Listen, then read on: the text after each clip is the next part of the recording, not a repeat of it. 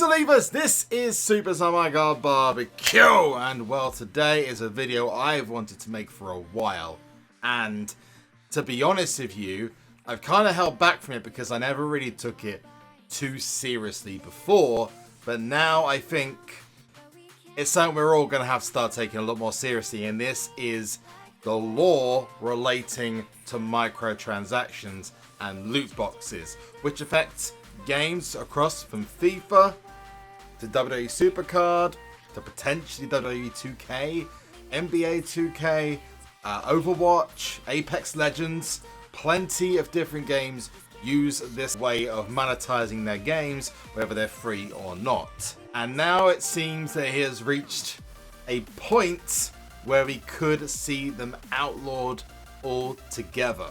And we're going to talk about what this means and what could change in the near future. Before we get started, I'd like to know what your thoughts are on this once you've watched the video in the comment section below, and support the channel by smacking that like button, subscribing to the channel, and turn your notifications on so you don't miss a single video, because this, I think, is going to be spoken about quite a lot going forward in the future. Just a quick note that this video would not be possible today without the amazing Instant Gaming. Now, I've mentioned this a couple of times on the channel. It's my personal favorite place to grab myself discounted games, and some of the price drops they do are absolutely insane. Again, link in the description and comment section below. But on to this absolutely massive subject. This source comes from Kotaku, and this is pretty damning. Senator Josh Hawley today announced a bill that would ban loot boxes and pay-to-win microtransactions in games played by minors. A broad label that the senator says will include both games designed for kids under 18 and games whose developers knowingly allowed minor players to engage in microtransactions. The bill, which has been introduced as the Protecting Children from Abusive Games Act, will be presented to the US Senate soon. Announcing the bill, Hawley's team brought up Activision's Candy Crush as an egregious example of pay-to-win microtransactions thanks to its $150 Luscious bundle that comes with a whole bunch of goodies. This bill will also likely apply to a host of online games that feature loot boxes and other ways in which players can spend money for real benefits. And it goes to quote, "When a game is designed for kids, game developers shouldn't be allowed to monetize addiction." That is the important part. And when kids play games designed for adults, they should be warded off from compulsive microtransactions. Game developers who knowingly exploit children should face legal consequences. Now, if you guys don't know already, the Federal Trade Commission, or as you guys who are into YouTube and Twitch would know, the FTC, promised to investigate loot boxes following a letter from another senator in the US government, which was basically brought on, if you guys don't know, by Star Wars Battlefront 2. Some massive controversy about that. And also Middle-earth Shadow of War, which had microtransactions that allowed you to get access to items that would take potentially weeks, if not months, to obtain certain items. And then again, the ones you paid for would be better than those you earned anyway. Which I can see is a bit of a, that's a bit of a slap in the face to people who are playing free. Now, some companies have actually pulled back from this, and for example, in Belgium, they passed a law which made loot boxes basically illegal, meaning, I'll have to find out, because I don't know if in Belgium SuperCard still runs the way it does, but I know that NBA 2K19 and FIFA 19 were both affected and both had to withdraw any and all support for microtransactions that related to the packs in-game. Now, as a result of this, the ESA, which is the Entertainment Software Association, sent over a statement which basically says numerous countries such as Ireland, Germany, Sweden, Denmark, Australia, New Zealand, and the United Kingdom determined that loot boxes do not constitute gambling. We look forward to sharing with the Senator the tools and information the industry provides that keeps the control of in-game spending in parents' hands. And I have to make that very clear. Parents already have the ability to limit or prohibit in-game purchases with easy-to-use parental controls. That just went straight over your head, and you're now thinking, I'm so confused. Here's the short version.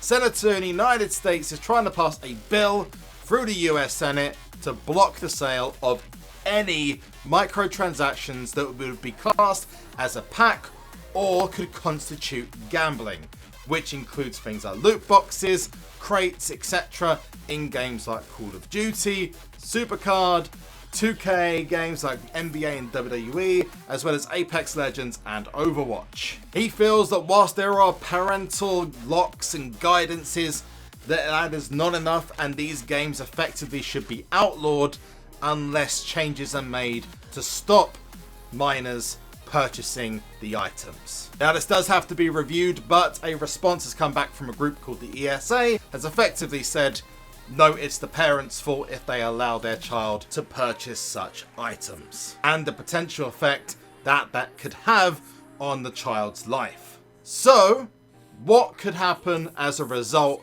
of this? Simply put, the worst thing that could happen is that the game effectively is classed as illegal and cannot then sell or be available to download in the United States. But it's very unlikely. If that happened, then pretty much any game with microtransactions, any mobile game, would basically be banned from being bought in America. And that would basically ban pretty much every game, because every game has got some kind of microtransactions, and I just don't think that it will ever get to that stage. So putting the extremes to one side, what is likely to happen?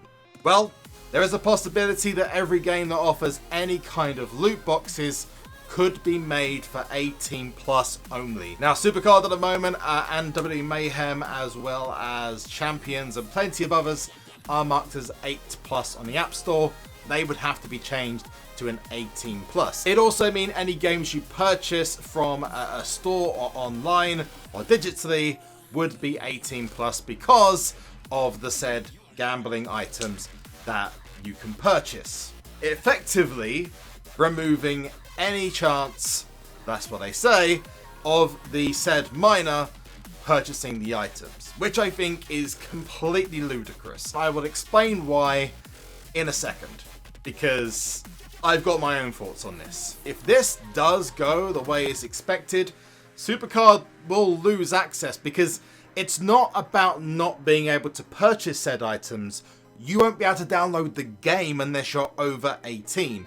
And there will be a lot of very, very stringent guidelines and changes to the App Store to basically stop people from getting access to the game. It would effectively make the purchase of credits of packs illegal if you're under the age of 18, and that's pretty serious. And the second thing that would happen, potentially, and I say more likely, is you would see certain items be removed from purchase. The problem that SuperCard does have is that by purchasing a certain item, you will get defined tiers of cards, and certain tiers are better than other tiers, which would class as pay to win.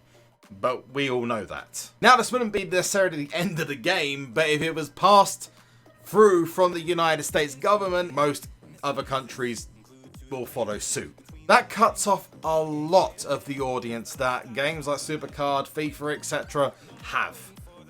And obviously that then loses the company money, which could then mean serious problems for the games going forward, unless something is done or changed to make these purchases legal.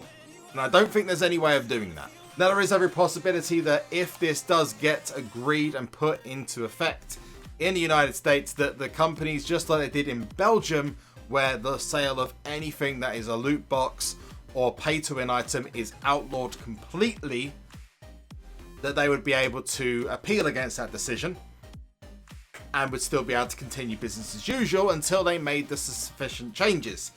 That happened in Belgium, and EA lost, and so did 2K, and NBA 2K19 and FIFA Ultimate Team had all loot boxes removed, so there is no way to obtain the packs or the loot boxes in either said games. As an adult who has experienced some of the things that have been expressed by the senator, I do agree that purchasing an item in this store is constituting gambling.